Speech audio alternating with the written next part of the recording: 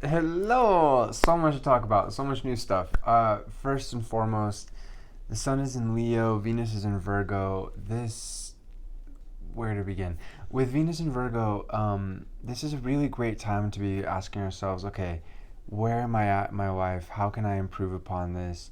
Especially when it comes to the material aspects of life. Okay, as per my body, health wise, I just realized I hadn't even thought of it. I've been working out so much more the last couple of days with this Venus and Virgo influence. And that is a huge part of being able to work with this energy. It's just making sure that your diet and nutrition and your workout regimen is good and it's healthy and it's helping you. We want to make sure that we don't go overboard with that. In general, we don't want to nitpick ourselves. We don't want to focus on, oh, I'm not this and I'm not enough that, or I'm too much this. This energy can be challenging in that way. And it's so important to focus on having a baseline acceptance of oneself and a baseline self love during any season, but especially with Venus and Virgo, because out of all the energies, it can be really detrimental to our self esteem. It can only focus on the negative and get caught in a negative thought spiral that ultimately doesn't help. It doesn't focus on solutions. It just keeps creating problems. That is not inevitable. Like every energy, there's a spectrum, and that is definitely the shadow unconscious spectrum there. So we don't want to be shaming ourselves. We want to be focused on growing ourselves and improving in tangible, measured ways. Okay, I'm here with this. I want to get here. I weigh this much. I want to, for me, I want to build this much muscle over the next couple months. I want to get about that healthy 2 pounds of muscle a month. That's my goal. Whatever the goal might be, make sure it's realistic. Make sure it's something that is incremental. You're just doing a little bit at a time. Don't go overboard. Don't be wild with it. That's a sure way to not work with Venus and Virgo's gifts and to fail to make those particular positive changes. So be easy on yourself with this process, but it is really important to ask yourself very, very, very honestly, how is it that I want to grow? What do I need to get better at, etc. In every part of our life. Yes, the body, diet, nutrition is a huge part of it. Working out. And a quick note on that, actually. It's so important to be really taking care of yourself during this time period. We don't want to go too pathologically in that direction. This energy unfortunately can lead to a lot of eating disorders. Again, none of this is inevitable. With awareness, we can steer it away from this direction, as well as potentially hurting yourself by working out too hard. Like, oh, I need to get this. It's like whenever you start to get fixated with this energy, that is a good time. That is a good sign that it's time to step back, breathe, and introduce some positive messages into your mind. Reprogram that negativity into, well, I'm happy that I'm at, again, baseline acceptance. This is where I'm at. By understanding and accepting where I'm at and not shaming myself or guilt tripping or anything, then I can get to a really good place.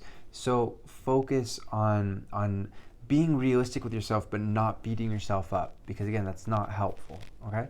And again, this has to do mainly with the body, diet, and workout, but also has to do with professional skills as well. So this is a great time to focus on that. Another great thing that some people will be really inspired to do during this time is to be very selfless and to volunteer and to be helping with charity work, or just helping with loved ones, helping with your community around you. This is a beautiful opportunity to give of service and to experience a lot of meaningful fulfillment in that way and to bond with others in that way. So that's the Venus in Virgo. We'll continue to check in on that as time goes on. The other big thing is the Sun in Leo. This is so cool. I think this, along with the Venus in Virgo, is giving us all a really great chance to take stock of where we are as people and as individuals. Sun in Leo is in many ways, the ultimate time of self, the ultimate time of creative expression, of understanding and accepting who we are and empowering and enlightening and taking to amazing new places that we never experienced before. So this is the beginning of this next 30 days, this season of fun and laughter and being able to create ourselves and recreate our lives in really positive ways and to shift that paradigm in a really positive direction. It is a fire season, so it's a very subjective season. And I think in general, really the only thing that could really, I think, is a major challenge here is the Venus in Virgo. So if we are getting down on ourselves, then we could act out in really negative ways, creating drama, burning, relationships, just temper tantrums. We don't need any of that. Again, as long as we are just being grounded and focused on how we can improve, the Sun in Leo is helping. As I was saying, it's so important with the Venus in Virgo to also accept who we are and to love who we are. And that Sun in Leo helps so much with that, to be able to appreciate our unique selves for who we are. So that's something we'll continue to check in over the next 30 days. But it's really good to ask yourself with this too, especially since Mars is still in Leo for about another week or so. How do I want to recreate myself in a positive way? And what are the tangible physical steps for me to do this? Two last things. Transiting Saturn is in Aquarius, as we talked about over the last couple of weeks. This has been a major opposition with Saturn and Mars and Venus. It's now out of the opposition with Venus because Venus has moved on into Virgo. It's still technically in opposition to Mars. That's lightening up a lot though. So when it comes to actions, being able to put forth action and receive results, to achieve results, we are beginning to experience a lot more freedom in this way. Saturn can sometimes limit that, but at the same time, we want to be focused on our long-term goals, continuing even past this opposition, because that's the best part of that opposition is, okay, with the marathons that I'm running in life, the overlapping marathons, how do I move forward? And where am I at and where am I going? This is a big theme for where we are right now. It's like a lot of training type energy. And I think with Sun opposite Saturn, that is continuing. And really, we're seeing the end of this major personal planets, Venus, Mars, are done. Sun is happening. Mercury will happen also opposite Saturn. But I think especially with Sun and Mars opposite Saturn, that is the training type energy. So again, let's be realistic with ourselves, but let's be encouraging. We don't want to shut our egos down. The goal is to work with our egos, to empower our egos.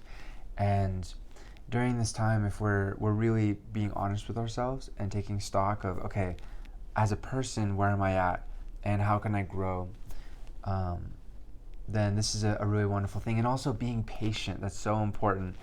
With Sun opposite Saturn in any energy, but especially with a fire Sun, we've got to be patient and recognize our limits. We've got to recognize the benefits of working within constraints of time, of space, of energy, of making sure that we're focused and we have that fervor, that fire, we're going for it, but at the same time, we're not trying to force anything. We're not trying to make anything happen that's not supposed to happen at that time. So we're doing our best, we're burning brightly, but again, we want to be making sure that we're not burning impatiently, because that is the surefire way to burn bridges, to burn friends, to burn our own selves out. No, we want to burn in a healthy, positive way.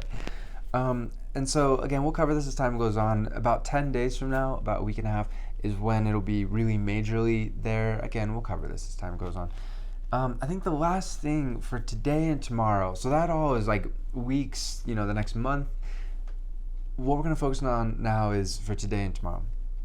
The moon is in Capricorn, has been for a lot of yesterday evening, and it's opposite Mercury in Cancer. This can play out in a lot of different ways. I think the most likely one, and it's good for all of us to consider, is the moon in Cap can give into fear a lot. And with it being opposite Mercury, there can be a sense of unconscious, especially from childhood, belief systems, assumptions about reality, about life in general, that can get out of hand very quickly. It can get very negative very quickly, and it can spiral and create depression and create this feeling of there is no hope or this is a dead end. So I think it's wise to keep in mind that, especially for this evening, the making of this video, although for the next day or so, day and a half or so, it's good to keep things in perspective, and it's good to recognize during times like these that it's hard. It's good to keep in perspective how times like these are hard to keep in perspective. It can feel like, oh my God, it's the end of the world, or oh my God, And I think the best thing to do is two things. Again, patience, that's a big theme as well, is focus on, okay, hold on. Let me meditate, let me feel things out, let me think. Um, and we'll be in a much better space to be able to process these things. And another part of it is being patient enough to know when we just need a couple days. Let's wait until the moon is out of Capricorn, when it's in Aquarius, about 2 days from now, maybe even 3 days from now, and we'll get some more perspective. Because whatever's going on right now, I think a lot of people can be struggling, feeling like there's like a lack of hope, or there's a lack of options, when in actuality it's just the perception of what's going on right here, right now, for so many people. um, for some people this is a kind of wake-up call of, oh shit, things are like a reality check. But again, I think even with that, of course we want to be serious about it, we want to focus and grow, but I think even with that, it's really good to wait a couple days and see how the different energies are influencing our perceptions, and if things aren't quite as bad as they seem. Because I think for so many people, things are being blown out of proportion, way out of proportion right now. And with this particular opposition for the next about day and a half, and it's especially for this evening, and it's just good to take your time and to relax and to breathe. And again, I think there's a beautiful opportunity here to go deep into our childhood and ask, okay, what am I concerned about now? What am I afraid of now? And where does this come from? And how can I better handle this? How can I not get swept up and feel down, or feel like there's no options or no hope? That's a really good thing to ask. And how can I heal? How can I move forward? Oh man, I'm so happy it's Leo season, for so many reasons. I'm always happy with every new season. This is the next step in the chapter, the next chapter in the story, the next step on the path. And it's nice that Venus and Mars conjunction in Leo was really lovely for a long time. As it's all lovely, right? But again, I'm happy that Venus moved into Virgo too. It's nice to get some more Earth in there. We had a lot of fire and water over this last month in particular, so it's beautiful to get some more grounding energy. We're going to be focusing on turning our emotions and our inspirations and our passions and our imagination and what we care about and who we care about into practical projects, things that we can work on, whether it's a relationship or a professional project or whatever.